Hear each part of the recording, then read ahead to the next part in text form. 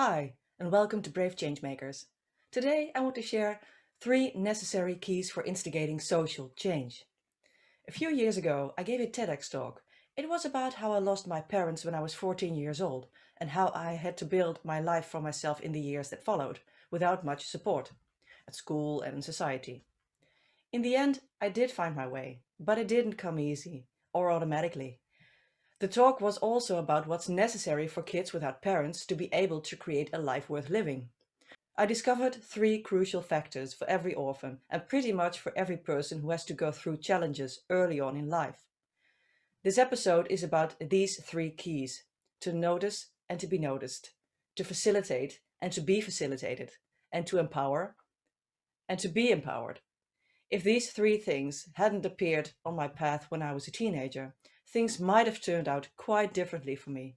And these keys actually apply to anyone who experiences something intensely drastic in life, something life-changing, something that puts you in a vulnerable position.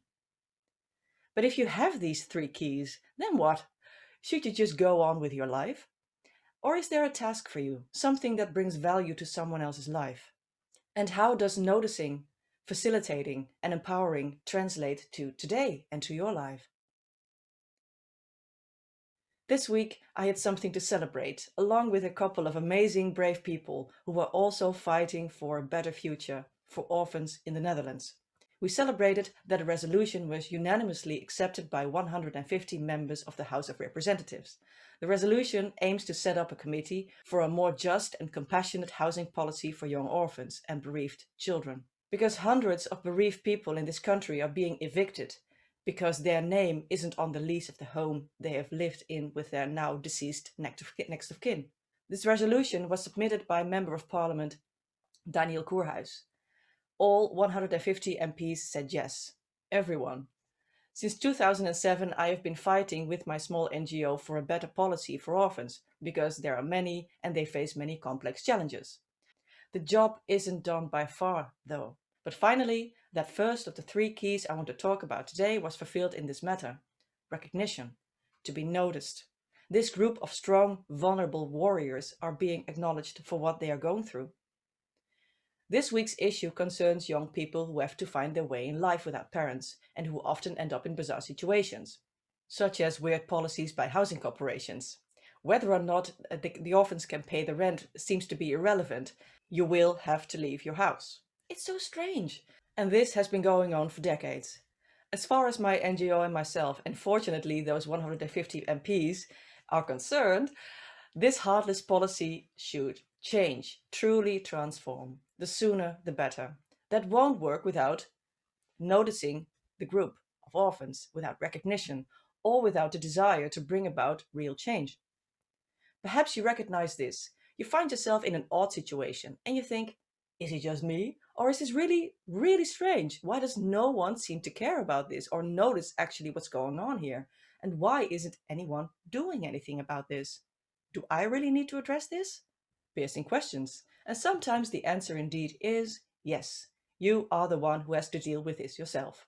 So that later, after your hard efforts, it no longer has to come from just you, because you instigated meaningful social change from many other people who otherwise might get stuck in a similar dire situation. So now you make the shift from acknowledging the situation to inspired action and acting decisively. This is the phase where key number 2 comes into play: facilitating. That may sound a little bit too simplistic on the one hand and complex on the other.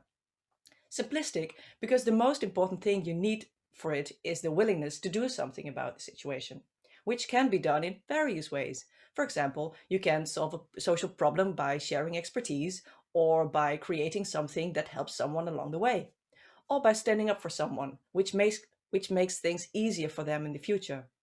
It's very important, however, that you don't have to do everything alone, because more often than not, that act of creating something to help someone takes a lot of time and energy. Not always, but it happened to me. And before you know it, you're in the rabbit hole of a gazillion options and technological and time-consuming implications. When a solution looks simple, this usually means that it is well designed, which takes time and effort. And with a team, things are a bit easier to ship in time. I made the mistake of going about it all alone for far more often than I can count or dare to admit. For me, creating teams has been a steep learning curve, but perhaps this is much easier for you, which I hope. And also, when you think of solutions for a challenging social issue, first of all, you have to assess what wisdom would say or do in this particular situation. What has really helped someone, and how can you use that solution now and in the future?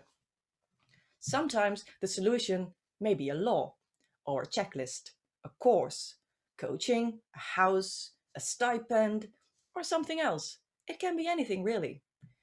Creativity matched with pragmatism also plays a part in this process. And perhaps you know what is necessary to create a solution, but you don't know exactly how to make it happen. In which case, you need knowledge, skills, and resources that come from outside yourself. This also means that you connect to other experts and make yourself a little bit more vulnerable to some degree. This might not be super comfy, but if it's the right thing in your case, it's definitely worth the sacrifice.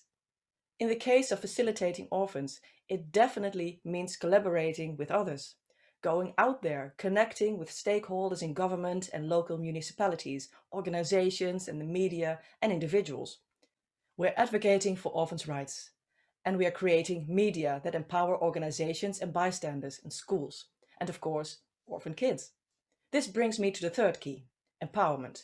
You can have all the people and tools and resources in the world at your disposal, but if you do not truly, deeply believe that it is possible to make that necessary change, then you're making the battle unnecessarily harder. You're fighting for the cause, but also against yourself and your hang-ups. People who empower sometimes also need a bit of empowerment themselves, especially in hashtag 2020. This is precisely the reason that empowerment is so crucial. If you want to initiate sustainable change, whether it is for yourself or for a vulnerable group of people you are committed to helping. Empowerment goes both ways. You feel it and you receive it. And you give it, you pass it on. It's quite holistic, really. Empowerment becomes possible when there are two things in place. The first thing is that someone has to, at some point in your life, have believed in you and showed it. They threw it around like confetti. Therefore, you believe in what you can achieve and what you have to do and in what you have to offer. The second thing that is necessary for empowerment is having faith in someone and a natural willingness to help them further along their path so that they can make a difference when it's their turn. If you want to create change, you need to notice, facilitate, and empower yourself and others, as you have experienced these things yourself. And if you're in the unfortunate position that you haven't experienced empowerment confetti showers, start by writing down the things that you truly need in order to find the courage to achieve your social mission. Being specific about this is wise. Share your findings with a loved one or someone you just trust deeply. So let's assume you gathered the three keys. Then what? Should you just go about your business? Or is there something that brings value to someone else's life? Or a little bit of both? I'd like to ask you this. When did you need to be noticed lately? Not for anything you did, but just as a person. When did you need to be facilitated lately? And when did you need to be empowered lately? That's practically everyone in 2020. Now, now I've come to think about it. So if you're committed to instigating social change, what did you do lately to notice, facilitate, empower those people? I believe these three keys go and grow with us on the course of our lives. Pass on one or more of these keys and help someone out today. Has this been useful to you? You might consider subscribing to this channel or leave a note on my social media. The links are in the show notes below. Thank you for watching. Have a great day and until next time. Bye bye.